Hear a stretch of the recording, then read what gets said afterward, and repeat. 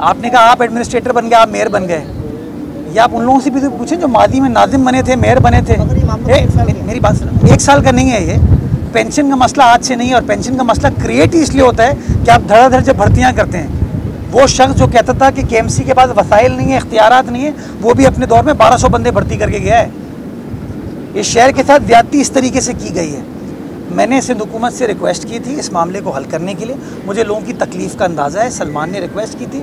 मैं शुक्रगुजार हूँ अपनी हुकूमत का, मुराद अली शाह साहब का, नासिर हुसैन शाह साहब का, कि उन्होंने हमारी इस रिक्वेस्ट को माना और एक ग्रांट हमारे लिए अप्रूव किया। उन्होंने उस ग्रांट को वज़ीर आला ने अप्रूव किया, काबीना ने अप्रूव कर दिया, लेकिन अभी तक सिंध हुकूमत के फाइनेंस डिपार्टमेंट ने वो पैसे रिलीज़ नहीं किए।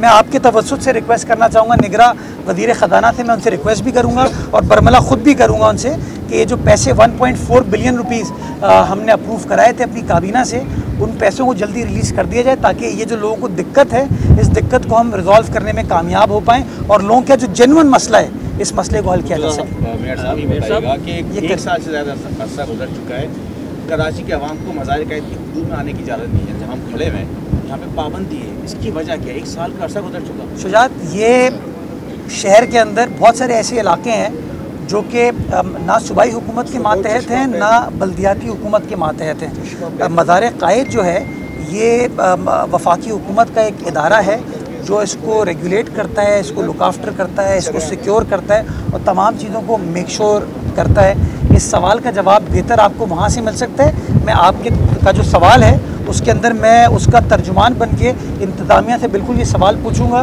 कि क्या वाकई मज़ार क़ायद के दरवाज़े शहरियों के लिए बंद किए गए हैं या नहीं किए गए हैं, क्यों बंद किए गए हैं, और अगर इसके अंदर कोई रास्ता निकाला जा सकता है कि किस तरीके से दरवाजे एक बार फिर खोल दिए जाए, तो मैं समझता हूँ मैं ये रिक्वेस्ट बिल्कुल उनको करूँगा। ये करके ना 2 छोटे से सवाल है। एक तो अमन अमान का मसला, क्या आप चाहेंगे कि पुलिस का कंट्रोल मेयर के माथे दिया जाए, क्योंकि स्ट्रीट क्राइम बढ़ते जा रहे हैं और अब कोई नज़र नहीं आ रहा उस पर अमल। हालांकि आई जी तब्दील हो गया, सब कुछ तब्दील, लेकिन कुछ नहीं हुआ।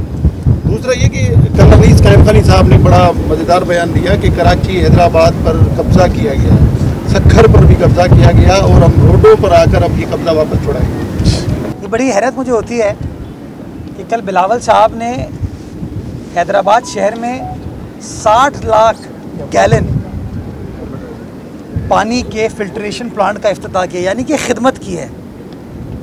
एक मसला जो हैदराबाद की आवाम का था, उस मसले को हल करने के लिए पीपल्स पार्टी ने एक संजीदा काविश की, कोशिश की, और उसके मुहरकात हैदराबाद की आवाम को नज़र आ रहे हैं। बजाय इसके कि कोई हमारा नाक़िद, हमारा मुखालिफ उसकी तारीफ़ करे और शुक्रिया अदा करे कि आपने एक अच्छा काम कर लिया, अब वो मनफी सियासत कर रहे हैं। मैं समझता हूँ ये मनफी सियासत ही है जो कि हमारा नुकसान करती है। हमें इस तरह की चीज़ नहीं करनी चाहिए। अनीस कायम खानी साहब मेरे बड़े हैं, काबिल एहतराम हैं।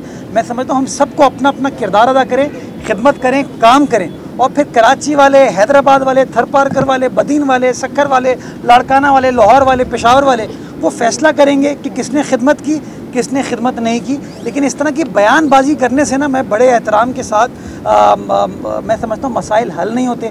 जहाँ तक आपने लॉ एंड ऑर्डर की बात की, मुझे भी बहसियत शहरी तशवीश है जो पिछले चंद रोज़ में एक स्पाइक आया है, और मेरी कल वज़ीर दाखिला से मुलाकात हुई थी और मैंने उस मुलाकात में उनके सामने इस बात को गोश गुजार किया कि इस मामले को बेहतर अंदाज से डील करने की ज़रूरत है, प्रोएक्टिवली डील करने की ज़रूरत है।